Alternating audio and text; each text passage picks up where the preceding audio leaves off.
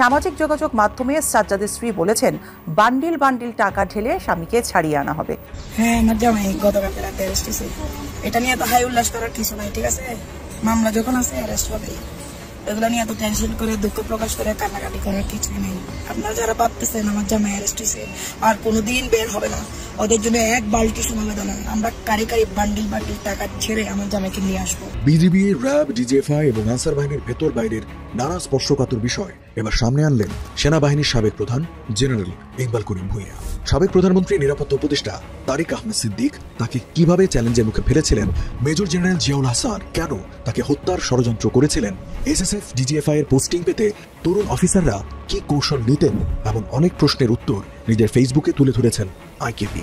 General ইকবালের গোপন খবরের রহস্য দুর্দান্ত ফেলে দিলেন জাতিসংঘ মহাসচিব। থলের বিড়াল বের হয়ে আসতে শুরু করেছে।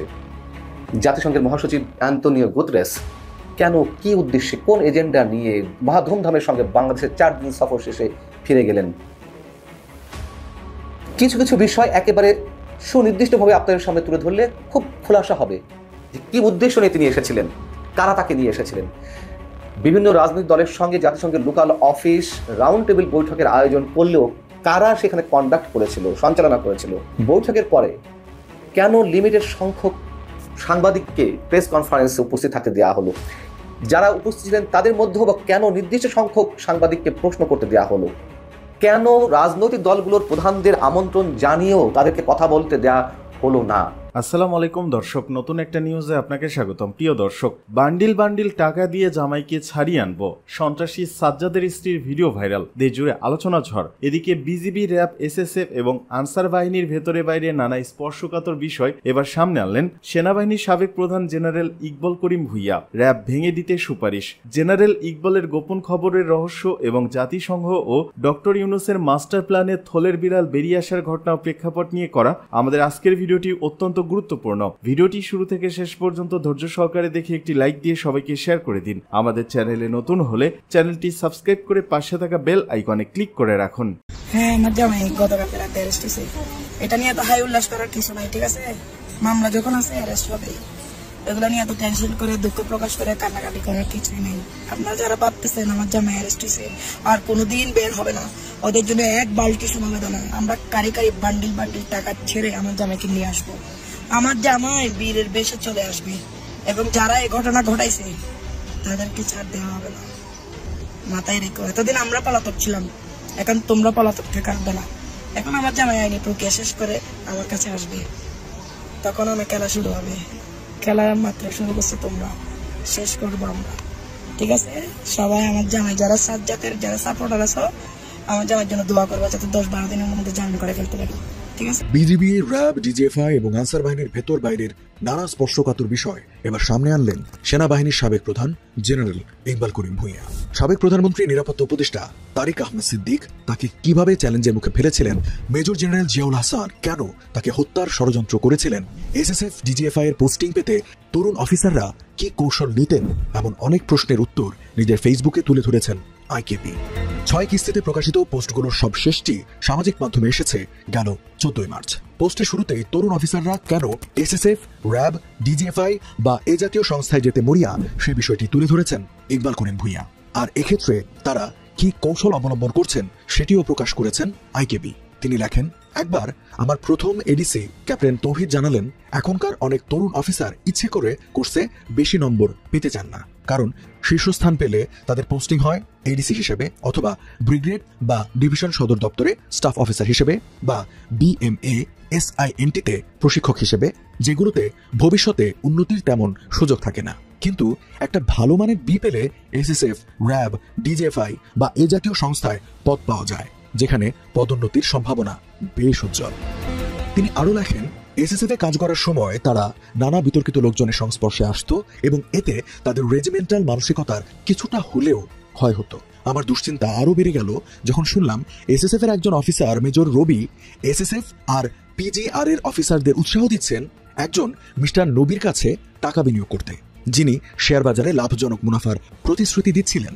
পরে আমার পুরনো ইউনিটের একজন অফিসার আমাকে জানান, যারা এই বিনিয়োগ করেছিলেন তারা মুনাফা বা লভ্যাংশ দূরের কথা আসল টাকাও ফেরত পাচ্ছেন না, কারণ শেয়ার বাজারে ধস নেমেছে। তিনি আরো বলেন, নিরাপত্তা উপদেষ্টা তাকে ডিজিএফআই আর র্যাব ব্যবহার করে এই টাকা উদ্ধারের নির্দেশ দিয়েছেন। অল্প কিছুদিন পর মিস্টার নবীর সন্দেহজনক মৃত্যু সারা দেশের সংবাদপত্রে শিরোনাম হয়। 5 আগস্টের পর চাকরিচ্যুত এবং গ্রেপ্তার মেজর জেনারেল জিয়াউল হাসান আইকিবিকে হত্যার ষড়যন্ত্র করেছিলেন বলে উঠে এসেছে কিস্তির 5ম পর্বে। এই পর্বে সেনাপ্রধান জেনারেল ওয়াকারুজ্জামানকে র্যাব ভেঙে দেওয়ার অনুরোধ করেছেন জেনারেল ইকবাল করিম ভুঁইয়া। পোস্টে তিনি লেখেন, একদিন সেনাপ্রধানের কার্যালয়ে বোমা আতঙ্ক দেখা দেয়। অফিসে কার্যত সবাইকে তাদের অফিস থেকে বের করে দেওয়া হয়। Director military intelligence brigadier general Zaglul বোমার নির্ণয় যন্ত্রপাতি সহ তার টিম নিয়ে দৌড়ে আসেন। পরবর্তী আধা ঘন্টা অফিসটিতে তন্ন তন্ন করে বোমা খোঁজা হয়। আমাদের ভাগ্য প্রসন্ন যে কোনো বোমার অস্তিত্ব মেলেনি এবং একটা লম্বা অপেক্ষার পর বিল্ডিংটিকে বোমা মুক্ত ঘোষণা করা হয়। আমি জগলুলকে জিজ্ঞাসা করলাম কি হয়েছে। জগলুল জানালেন, তিনি তার এক অফিসার মেজর সুমনের কাছে জানতে পেরেছেন যে কর্নেল জিয়াকে আমাকে হত্যা করার নির্দেশ দেওয়া হয়েছে। শুনে আমার মেরুদণ্ড দিয়ে একটি শীতল স্রোত বয়ে যায়। পরবর্তীতে মেজর জেনারেল এই কর্নেল জিয়াউল আহসানকে চাকরিরত অবস্থায় অবাঞ্ছিত করেছিলেন আইকেবি। এভাবে তাকে নিয়মের মধ্যে আনা সম্ভব হয়েছিল বলেও দাবি করেছেন তিনি। ইকবাল করিম ভুঁইয়া লেখেন, এক পর্যায়ে নিরাপত্তা উপদেষ্টা জেনারেল তারেক সিদ্দিক আর তার কোর্সমেট কর্নেল মাহবুবের ঘনিষ্ঠতার সুবাদে কর্নেল জিয়া আমার নির্দেশকে চ্যালেঞ্জ করা শুরু করেন। আমার আর কোনো উপায় ছিল না। আমি তাকে রেল লাইনের পশ্চিম পাশের ক্যান্টনমেন্টে পার্সোনা নন গ্রাডা বা অবাঞ্ছিত ঘোষণা করি। তবে পূর্ব পাশের আবাসনটিতে থাকতে তাকে ছাড় দিয়েছিলাম। তিনি আরও লেখেন, কর্নেল জিয়া পরিস্থিতির গুরুত্ব তখনই পুরোপুরি বুঝলেন যখন মিলিটারি পুলিশ তাকে ও তার স্ত্রীকে সেনানিবাসের ভেতরে সিএমএইচে যাওয়ার পথে চেকপোস্টে আটকে দেয়। অল্প কিছুক্ষণের মধ্যেই এমএসপিএম আমাকে ফোন করে জানতে চাইলেন একজন চাকরিরত অফিসারকে অবাঞ্ছিত ঘোষণা করা স্বাভাবিক নিয়মের মধ্যে পড়ে কিনা। না, এটা বিশেষ কোনো পদক্ষেপ। আমি বললাম, এটা ব্যতিক্রমী ব্যবস্থা। সাধারণ নাগরিক, রাজনৈতিক কর্মী বা সন্দেহভাজন ব্যক্তিদের অপহরণ ও হত্যায় র্যাবে প্রেষণে থাকা অফিসারদের সম্পৃক্ততা আইকেবিকে বেশি পীড়া দিত বলে পোস্টের দ্বিতীয় কিস্তিতে উঠে এসেছে। এক পর্যায়ে ক্রসফায়ার বন্ধে র্যাবে নতুন করে অফিসার পোস্টিং না দেওয়ার সিদ্ধান্ত নিয়েছিলেন বলেও দাবি করেছেন ইকবাল করিম ভুঁইয়া। তিনি লিখেছেন, আজকে আমরা এমন একটা অবস্থানে এসে দাঁড়িয়েছি যে র্যাব সম্পর্কে জরুরি সিদ্ধান্ত নেওয়া বাঞ্ছনীয়। আমি সেনাপ্রধানকে অনুরোধ করব যেন তিনি এই প্রতিষ্ঠানটিকে ভেঙে দেওয়ার জন্য সরকারের কাছে সুপারিশ করেন। থলের বিড়াল বের হয়ে আসতে শুরু করেছে। জাতিসংঘের মহাসচিব অ্যান্তোনিও গুতেরেস কেন, কি উদ্দেশ্যে, কোন এজেন্ডা নিয়ে মহা ধুমধামের সঙ্গে বাংলাদেশের 4 দিন সফর শেষে ফিরে গেলেন? কিছু কিছু বিষয় একেবারে সুনির্দিষ্টভাবে আপনাদের সামনে তুলে ধরলে খুব খোলাসা হবে যে কি উদ্দেশ্য নিয়ে তিনি এসেছিলেন, কারা তাকে নিয়ে এসেছিলেন। বিভিন্ন রাজনৈতিক দলের সঙ্গে জাতিসংঘের লোকাল অফিস রাউন্ড টেবিল বৈঠকের আয়োজন করলেও কারা সেখানে কন্ডাক্ট করেছিল, সঞ্চালনা করেছিল। বৈঠকের পরে কেন লিমিটেড সংখ্যক সাংবাদিককে প্রেস কনফারেন্সে উপস্থিত থাকতে দেওয়া হলো? যারা উপস্থিত ছিলেন তাদের মধ্যেও বা কেন নির্দিষ্ট সংখ্যক সাংবাদিককে প্রশ্ন করতে দেওয়া হলো? কেন রাজনৈতিক দলগুলোর প্রধানদের আমন্ত্রণ জানিয়েও তাদেরকে কথা বলতে দেওয়া হলো না? কি তার সামনে, অর্থাৎ জাতিসংঘের মহাসচিবের সামনে কোন বিষয়টি সবচেয়ে গুরুত্বের সঙ্গে তুলে ধরার চেষ্টা করা হয়েছে সরকারের পক্ষ থেকে? আসুন ছোট ছোট করে কয়েকটি প্রশ্ন উত্তর আমরা মিলাই। প্রথম কথা হচ্ছে, শনিবার দুপুর 1টায়, একেবারে নির্দিষ্ট হয়ে বলছি, দুপুর 1টা থেকে 3টা পর্যন্ত জাতিসংঘের লোকাল অফিসের মাধ্যমে রাজনৈতিক দলের প্রধানদেরকে আমন্ত্রণ জানানো হয়েছিল রাউন্ড টেবিল বৈঠকে উপস্থিত থাকার জন্য। প্রথম কথা হচ্ছে, জাতিসংঘের আয়োজিত গোল টেবিল বৈঠকে যিনি সঞ্চালনা করলেন, কন্ডাক্ট করলেন মিটিংটি, তিনি কে? সরকারের আইন উপদেষ্টা ডক্টর আসিফ নজরুল। তিনি কেন কন্ডাক্ট করবেন? এটা তো জাতিসংঘের প্রোগ্রাম, সরকারের তো নয়। এবং দুপুর 1টায় মিটিং শুরু হওয়ার কথা থাকলেও হঠাৎ করে পৌনে 1টার দিকে বা 12:30টার দিকে ফোন যেতে লাগলো বিভিন্ন রাজনৈতিক দলের প্রধানের কাছে যে আপনারা আসছেন না কেন? তারা বললেন যে আমরা তো আসবো, দুপুর 1টায় মিটিং শুরু, রাউন্ড টেবিল। তাড়াহুড়া করা হলো যে না না এখনই চলে আসুন। তারা যে যেমন পারে চলে গেছেন এবং সেখানে যাওয়ার পরে বিএনপির মহাসচিব, বিএনপির প্রতিনিধি হয়ে যাওয়া মির্জা ফখরুল ইসলাম আলমগীরকে 3 মিনিটের মতো বক্তব্য দিতে দেওয়া হলো।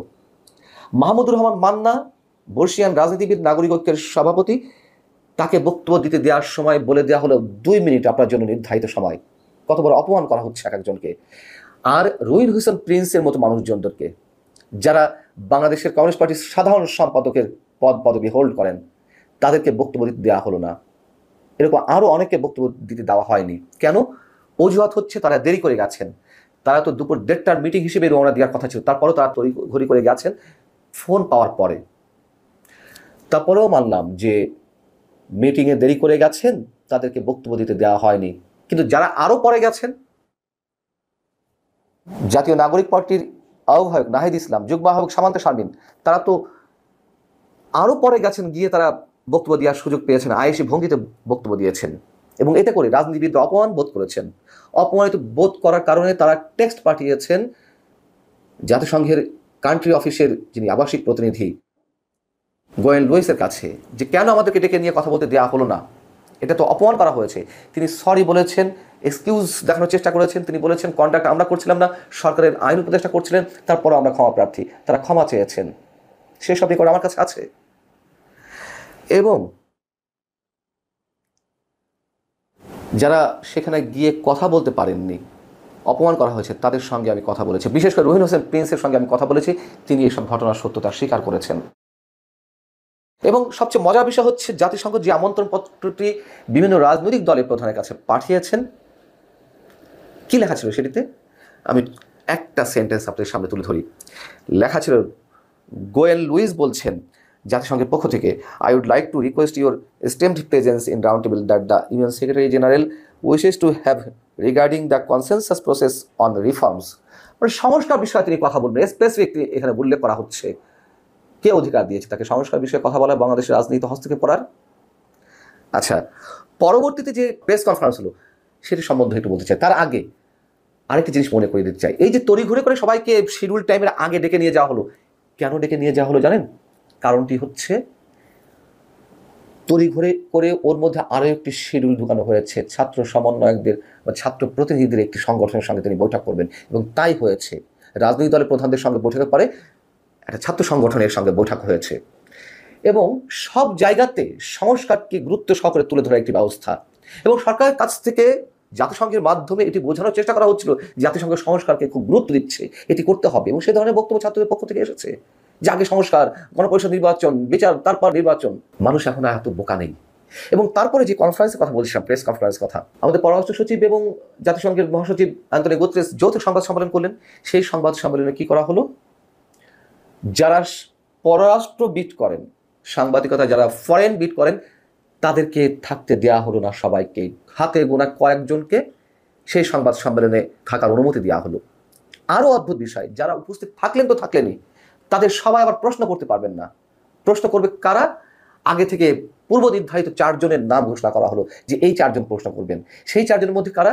একজন হচ্ছেন এএফপির প্রতিনিধি, যেই এএফপিতে কাজ করে এসেছেন, এখন আমাদের প্রধান উপদেষ্টা ডক্টর মোহাম্মদ ইউনূসের যিনি প্রেস সচিব শফিউল আলম, যাও তার স্থলাভিষিক্ত যিনি হয়েছেন, তিনি প্রশ্ন করেছেন Financial Times, the New Age, the Daily Star, এই 4টি প্রতিষ্ঠানের সাংবাদিকরা প্রশ্ন করার সুযোগ পেয়েছেন। প্রশ্ন যে আগে থেকে নির্ধারিত, এটা তো স্পষ্ট, কিসের পরে কি বলা যাবে না, কোন টাইপের প্রশ্ন করতে হবে, আগে থেকে সব বলা। এই যে নাটক, সিরিজ নাটক, একের পর এক, এগুলো আমাদেরকে মঞ্চস্থ করতে হচ্ছে। এবং এটা তো স্পষ্ট, খুব ভালোভাবেই স্পষ্ট যে জাতিসংঘের মহাসচিব কি উদ্দেশ্যে এসেছিলেন। এবং যে প্রেস কনফারেন্সটি হয়েছে, সেই প্রেস কনফারেন্সকেও অনেককে এই নামেই অভিহিত করছেন যে স্টেজড প্রেস কনফারেন্স। আর তো কিছু বলার থাকে না। এবং একের পর এক এ ধরনের নাটক করে যাবে সরকারের রাজনৈতিক দল, কিংস পার্টি, আর মানুষ চেয়ে চেয়ে দেখবে। এটা হয়, দেখা যাক কতক্ষণ পারে নাটক মঞ্চস্থ করে যেতে। আমরা দেখতে থাকি, উপভোগ করতে থাকি। পুলিশ কর্মকর্তাদের সঙ্গে প্রধান উপদেষ্টার জরুরি বৈঠক। আইন শৃঙ্খলা পরিস্থিতি নিয়ে পুলিশের বিভিন্ন পর্যায়ের 127 জন কর্মকর্তার সঙ্গে বৈঠকে বসেছেন প্রধান উপদেষ্টা অধ্যাপক ডক্টর মোহাম্মদ ইউনূস। সোমবার বেলা 11:15টার দিকে প্রধান উপদেষ্টার তেজগাঁ কার্যালয়ে এ বৈঠক শুরু হয়। এতে সভাপতিত্ব করছেন প্রধান উপদেষ্টা নিজেই। এর আগে গতকাল রবিবার রাজধানী ফরেন সার্ভিস একাডেমিতে নিয়মিত ব্রিফিংয়ে প্রধান উপদেষ্টার উপপ্রেস সচিব আবুল কালাম আজাদ মজুমদার জানান, আইন শৃঙ্খলা পরিস্থিতি নিয়ে মানুষের মধ্যে এক ধরনের উদ্বেগ উদ্বেগ রয়েছে। এই পরিস্থিতিতে সোমবার সারা দেশে মাঠ পর্যায়ে পুলিশের কর্মকর্তাদের সঙ্গে বৈঠক করবেন প্রধান উপদেষ্টা। তিনি আরো জানান, পুলিশ সুপার ও তার উপরের পদমর্যাদার কর্মকর্তাদের সঙ্গে এই বৈঠক হবে। বিভিন্ন মহানগর কমিশনার, রেঞ্জ ডিআইজি, ক্রাইম টিমের সদস্যরা সহ 127 জন শীর্ষ পুলিশ কর্মকর্তা বিশেষ বৈঠকে যোগ দেবেন। পুলিশের আইজিপি সেখানে স্বাগত বক্তব্য রাখবেন। 5 আগস্টের পর পুলিশের পক্ষ থেকে না বিভিন্ন উদ্যোগের কথা তারা প্রধান উপদেষ্টাকে জানাবেন। একই সঙ্গে পুলিশের মোরাল অ্যাক্টিভিটিস ফিরিয়ে আনার জন্য কি কি উদ্যোগ নেওয়া হয়েছে তাও অবহিত করবেন। ব্রিফিং এ বলা হয়, এবার পুলিশ সপ্তাহ হবে 29 এপ্রিল। সেখানে প্রধান উপদেষ্টার বক্তব্য রাখবেন এবং দিক নির্দেশনা দেবেন। তার আগে সোমবারের সভায় পুলিশকে বিশেষ দিক নির্দেশনা দেওয়ার জন্য ডাকা হয়েছে।